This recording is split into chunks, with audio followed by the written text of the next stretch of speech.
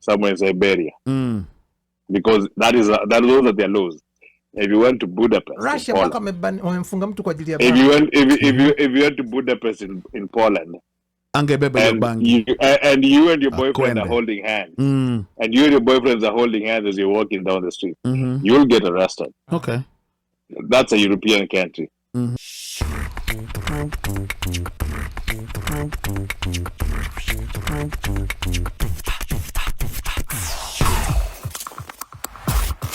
Another case of an airbagger or a nothing bagger with these countries that are saying that they're going to come and protest. Did they do the same thing in Russia? Russia has some very lethal anti-LGBTQ laws. No, they didn't do it.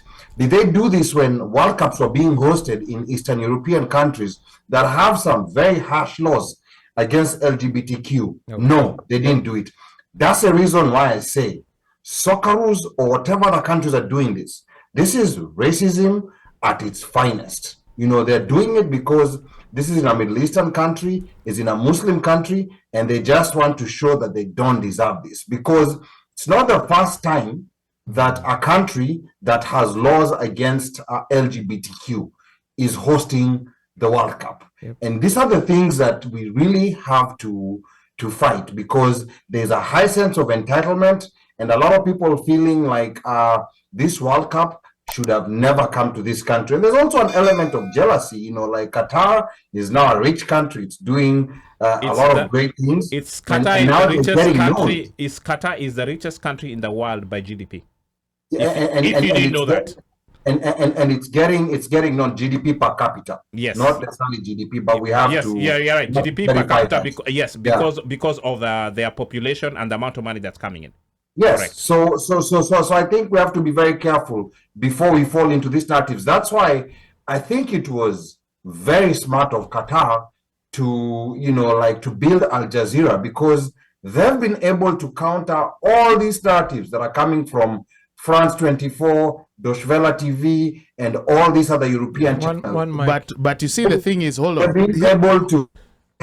But you know, when you look at story by story. But when you look at, you know, even a broken clock is right twice. True. So when you're talking about Russia, has got a very strict anti whatever. Yes. But even going into that, even when it was awarded, in as much as they were awarded, execution of such laws, sometimes it in itself, you know, you can say it is on a case-by-case basis. But knowing very well what, you know, knowing that Qatar in itself and the law and whatever they have on the books is strict. It being a country that observes, you know, it observes its laws and adheres to it. See, you know, like Russia or whatever, where depending on how you play and who you are and how you are, whatever, you know, that is one thing. But on this other side, it is different. But even with these guys awarding that, then already knowing that if you award this, these are the consequences, because majority of the countries that are going or would participate or will participate in the World Cup do not have the laws that Qatar has. So you are handicapping a majority to entertain the few. So as far as LGBTQ is concerned, what is prohibited? Kwa sababu sidhani kama anasema kwamba ukiwa gay usiingie, usicheze, ila usituonyeshe. And that's the thing. So in other words, here's the thing. Don't come there. Don't do flare. Hey, how you doing or whatever. I don't have a problem with that. I don't have a problem with that. Here's the thing. But they have a problem. Mimi sina shida ukiwa msagaji, ukiwa shoga, ukiwa nani. Ila usinifanyie mbele yangu. It doesn't matter, but kufanya nini? Even if I don't do PDA, if I come and say, how you doing there, work, whatever. Don't travel. Don't travel. And that's the problem. That's the problem. Let's calm down. Yeah, tampa maji. Nowhere has Qatar come and said that LGBTQ are banned from Qatar. They have not said that. No. All they are saying is that you can be who you are in your own privacy. Yes. They don't Just have to. don't do it in public where they don't allow. Okay, then define what is doing. I want to protect on a define what is doing. Doing at an PDA. What if they're not even doing that? What if they're just walking? One mic question to argue. I'm not arguing. I'm just arguing. Okay, so what appears to again? What you're saying is this: if you went to St. Petersburg, Russia, yes, and you kissed your boyfriend, you will end up in jail. Okay. Somewhere in Siberia. Because those are their laws. If you went to Budapest, Russia, if you went to Budapest in Poland, and you and your boyfriend are holding hands, and you and your boyfriends are holding hands as you're walking down the street, you'll get arrested. Okay. That's a European country.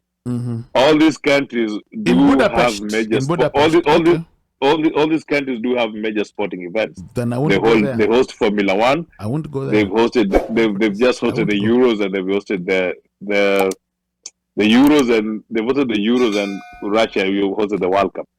But you never had anything over protest, as Ali has said, because of this. Now, we want to move on. I want to junaangalia time pia na tuko na vitu mingi sana na swali moja Mika. Yeah. Hawa wanao protest wanataka nini? Wanataka waruhusiwe wafanye nini? Na hicho ambacho nataka, je, is it okay kama kingefanyika Kenya? Okay. But yeah, so what the protesters really want is this.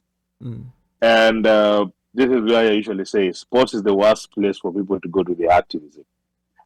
All the protesters say that they want Qatar to change its laws. Sure. Don't change. Rules. Just don't go. Don't change, but just don't go then. To allow. My fans wasiende, you can watch. Yes. Yeah, stay at home and watch. Finally, uno amekubaliana na sisi. Stay at home. Stay at home and watch. So that is why this protest. And I honestly believe that you can use football as a platform to emulate the wrongs in the world.